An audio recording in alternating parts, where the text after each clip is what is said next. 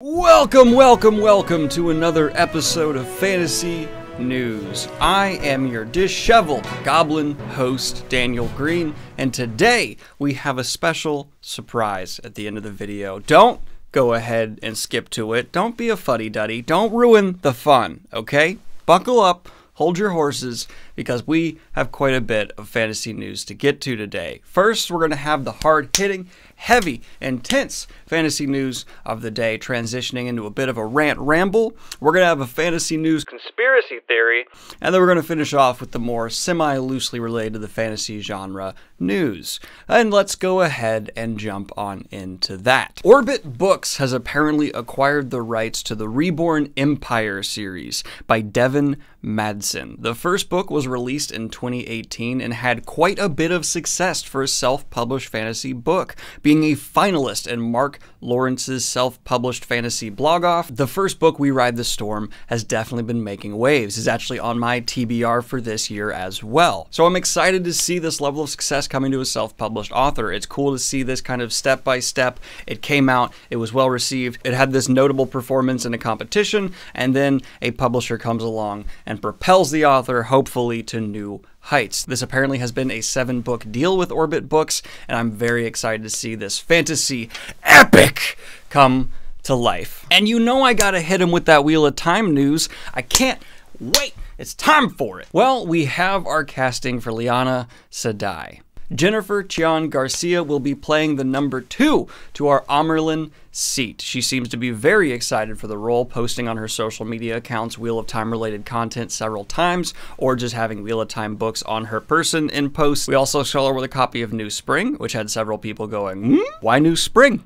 I just think, you know, the actors are doing a bunch of research and reading the series, but you can speculate quite a lot from these posts. I'm happy with this casting. I've been happy with pretty much all Wheel of Time casting and news, the little nuggets and tidbits we're getting here and there. I'm finally just letting myself get on board the hype train. I'm getting on board. We're chugging out of the station. I'm ready for it coming down the pipes. I'm sorry, I tried to tamper it down, but I'm just ready. I'm just amped. I'm just here for it. Now, transitioning into 2 bits of Witcher news. Well, 1 bit of Witcher news, 1 bit of author of Witcher news here. Starting with the author bit, we had him in an interview give a few funny quotes. The one that's gone viral and blown up was the title of this article here with the interview, where he basically just said, I don't like working too hard or too long. The whole interview is quite charming, and I've kind of had my opinion on this guy just slowly changed as I've learned more about him, and I still don't fully agree with all of his decisions with the lawsuits, but I get it, and it wasn't his right. Let's not get into that here, but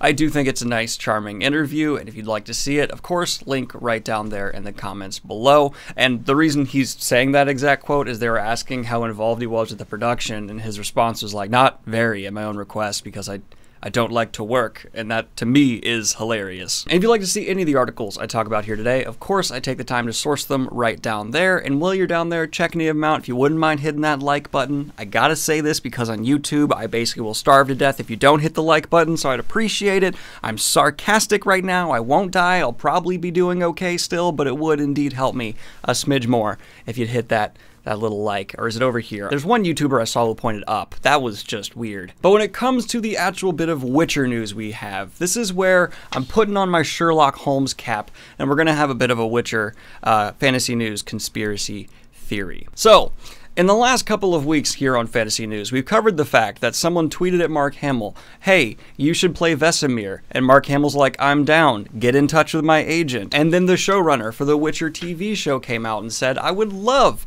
for Mark Hamill to play Vesemir. That sounds wonderful. And then the next little crumble of news that came down where my suspicions started waggling a little bit, we saw Netflix announce an animated Witcher TV show to go alongside their live-action one, called Nightmare of the Wolf. But now it has been confirmed that Vesemir himself will play the protagonist of this Netflix Witcher adaptation. Coincidence? I think not! Well, Daniel, what's the conspiracy? What are you talking about? This has been too clean. For me, it's all adding up to this to have been a marketing ploy.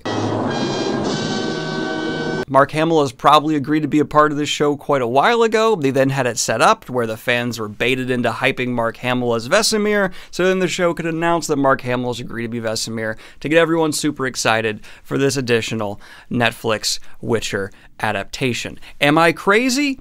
Yes, it could also just be a coincidence, and he isn't even cast for this animated thing. But we do know Mark Hamill has extensive voice acting experience, and for me, this is starting to come together. It's starting to look like a marketing ploy to get fans excited for the person they cast for Vesemir, so that when they announced it officially, they looked like the good guys. Well, I'm not being had. Or the person's already been cast and it's not Mark Hamill, and he'll play him in the live action one, and I'm crazy and it wasn't a giant marketing ploy. Basically, I'll be proven maybe right or wrong. There's no circumstances where I'll be proven definitively right, unless we get like leaked emails, but I doubt we will. Or Mark Hamill could play the animated version and be in the live action version if they bring Vesemir into season 2 of Witcher or season 3, however long it goes on. There's always a possibility.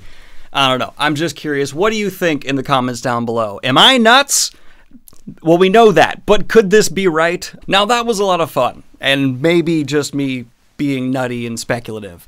But now I have actual criticism for Netflix, because I wouldn't actually be mad even if it was a marketing ploy. I would just understand. But next up, we have me actually getting frustrated with Netflix's just throw it all at the wall strategy and see what sticks. Because now, there's a lot of shit on the floor. Netflix is adapting the fantasy story, The Letter for the King. I have no problem with that. I have not read the story. I've heard it's good. Maybe it's great. But the fact that they're now marketing this by just saying, look, we have actors from Iron Fist and His Dark Materials, and look at these set photos that look remarkably bland, does not have me excited. It looks generic, and honestly, I just think this is a nothing burger. This looks like something that'll get a season, 2 if it's lucky, and probably flop for Netflix, which would be fine if it was just another drop in the bucket. But for me, this is getting to the point where the bucket's gonna start overflowing, and Netflix is already having some problems where they're readjusting how they're even counting their own metrics of viewership to inflate their numbers, and if they want to get to the point where they don't have to do that, maybe don't do this. Maybe don't continue to just deluge us with stuff that we have to annoyingly scroll through to get to the few rare gems of quality content. I know what you're thinking. Daniel, why do you care?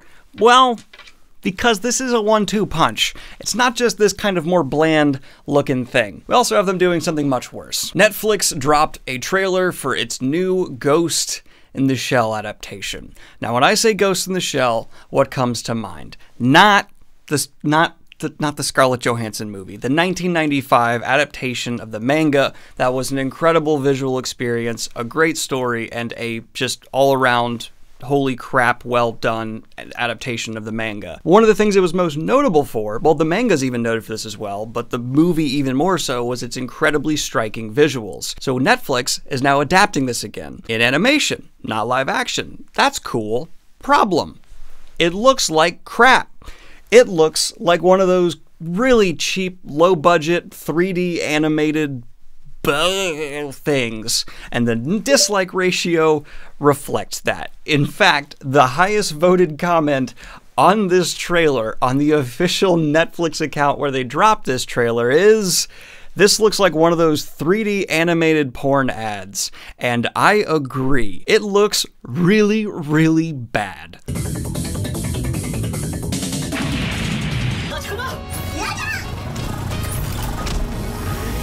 So Netflix, if you're gonna keep adapting things that have potential, please don't squander that potential. Because Ghost in the Shell, and maybe, I'm sure, definitely, probably, The Letter for the King deserve quality adaptations. And we're already getting a flood of adaptations right now for fantasy and sci-fi. So you just throwing things into the storm doesn't help. We're already at real danger of our genre getting just flooded to the point where really good things fly under the radar because the audience is so split. And I don't want to see that happen. I don't want diamonds to be lost in the rough, and you're creating a lot of rough. I don't know. That's just my rant. I'm going to stop there because I have a lot more I want to say, and I don't feel like it's worth it. Maybe I'm wrong. Maybe this adaptation of The Letter for the King will be the greatest thing Netflix has ever done. But if you can look through those set photos and tell me you think that really bland, generic-looking fantasy setting they've created with a look to it is going down that vein for you, sure. But I don't think anyone with a straight face can look at this Ghost in the Shell monstrosity and tell me that Netflix put in the level of effort they needed to there. That was a lot. Let's transition into fun news. Sir Philip Pullman, the fantasy legend and notable Brit is a way I'm going to describe him for some reason, has tweeted out, "The Brexit 50p coin is missing an Oxford comma and should be boycotted by all literate people." And a war has ensued, people pointing out that, hey, it's technically optional, while others going, it's optional, but it's damn sure better with it. I am falling on the side of Philip Pullman here. I think we should all boycott this coin because, well, I couldn't get one. I'm in America. And I think most of my audience is too, so by default, we're going to boycott it by just because it's not here. But to my UK fans out there, do you care? Let me know in the comments down below if the missing Oxford comma ruffles your feathers. Is it getting your goose?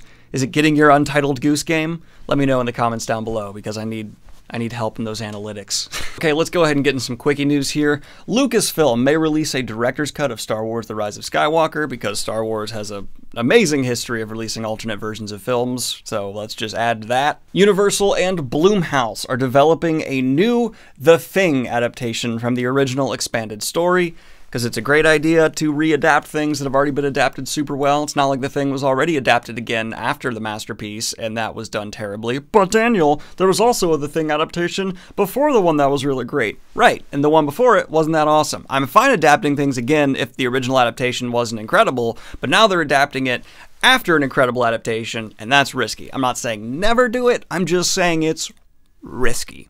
It's risky move, and you better know what you're doing.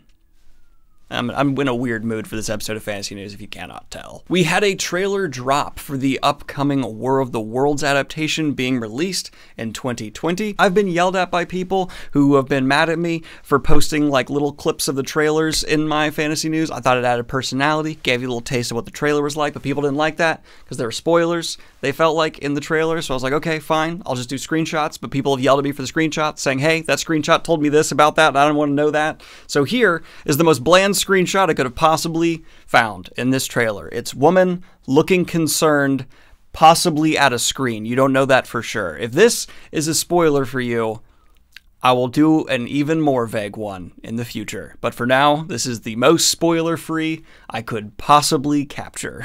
I'm going insane. Well, everybody, here it is, the special thing at the end. I have my play button to unbox, which I haven't seen yet. And I'm very, very excited to get out. Let's get into it.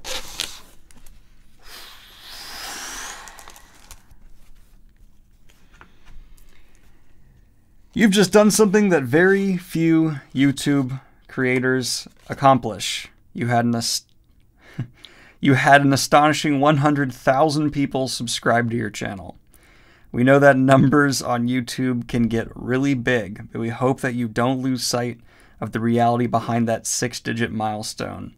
Each and every person who has subscribed to your channel has been touched by what you create. They were inspired, challenged, or entertained. You achieved this milestone with hard work, perseverance, and probably a healthy sense of humor too. I hope so. What you've accomplished can't be taken away from you, and we'd like to recognize you and all your hard work with this Silver Creator Award, a small token of our esteem and respect. We know that you don't do this for rewards, you do it because you have a drive to create and share, and because you found an audience who cares. Believe us when we say that we can't wait to see what you do next. 1 million subscribers may seem a long way off right now, but you're closer than you think. We're rooting for you. Congratulations. Susan. Wow.